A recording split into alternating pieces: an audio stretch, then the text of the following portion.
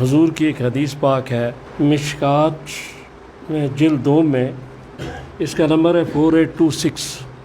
تو اس میں یہ بات کی گئی ہے کہ دوسروں کے بارے میں جو اچھا گمان رکھتا ہے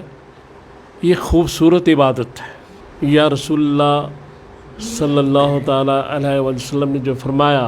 اس کا مطلب یہ ہے کہ ہم اگر دوسروں کے عیب تلاش کرنے میں لگے ہوئے ہیں اور برا گمان رکھتے ہیں کسی کے بارے میں، اور جو ایک اور بات اس میں آیت میں کی گئی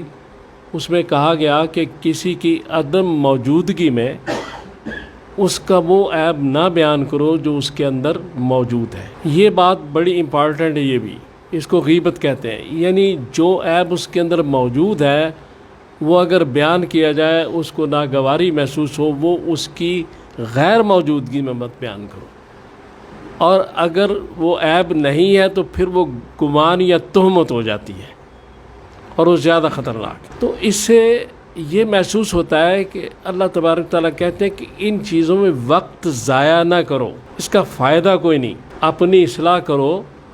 اپنے آپ کو درست کرو۔ دوسروں میں اگر کوئی کام ایسا دیکھ رہے ہو تو اس طرح بتاؤ جیسے آئینہ آپ کو بتاتا ہے کہ آپ کے چہرے پہ کوئی داغ لگ گیا یا کچھ ہے،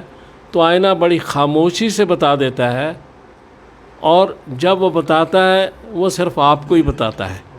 اور کسی کو نہیں بتاتا۔ اس لیے اگر اصلاح بھی کرنی ہے تو ایسی اصلاح ہونی چاہیے کہ جو نہ کسی کی تذلیل ہو، نہ اس کو برا لگے، اور اس کے علیحدگی میں بڑے اخلاق محبت کے ساتھ یہ بات اس طرح کر دی جائے کہ وہ محسوس نہ کرے۔